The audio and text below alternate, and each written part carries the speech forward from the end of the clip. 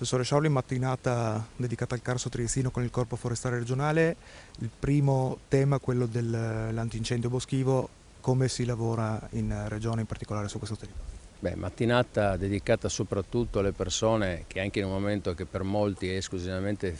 festivo lavorano con professionalità per l'antincendio boschivo di questa regione, quindi una mattinata soprattutto fatta con i professionisti del Corpo Forestale Regionale che ovviamente insieme ai tanti volontari che operano anche sul Carso sono una risposta fondamentale in particolare per gli incendi boschivi. In particolare nel Carso, dove ovviamente la concentrazione di infrastrutture viarie fa sì che gli incendi siano spesso legati a zone fortemente antropizzate e quindi devono avere una capacità sia di intervento immediato ma anche di bonifica successiva che è altrettanto importante. Quindi un plauso all'attività, un plauso anche il controllo continuo del territorio che ci ha permesso anche in una annata come questa, molto assolata, di tenere sotto controllo ovviamente a diretto vantaggio dei cittadini gli incendi boschivi e quindi soprattutto anche un ascolto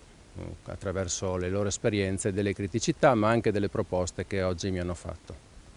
Ecco, la seconda tappa è stata il Centro Didattico Naturalistico di Basovizza, una realtà da valorizzare sul piano turistico e della cultura ambientale. Diciamo che è un percorso che si collega in maniera molto forte. Il Centro Didattico Naturalistico di Basovizza è il giusto complemento della questione che riguardava l'antincendio boschivo. È chiaro che l'antincendio boschivo passa attraverso, e ovviamente la prevenzione passa attraverso la creazione di una cultura e di un'attenzione ai nostri boschi e ovviamente anche una cultura e un'attenzione verso la natura. Quindi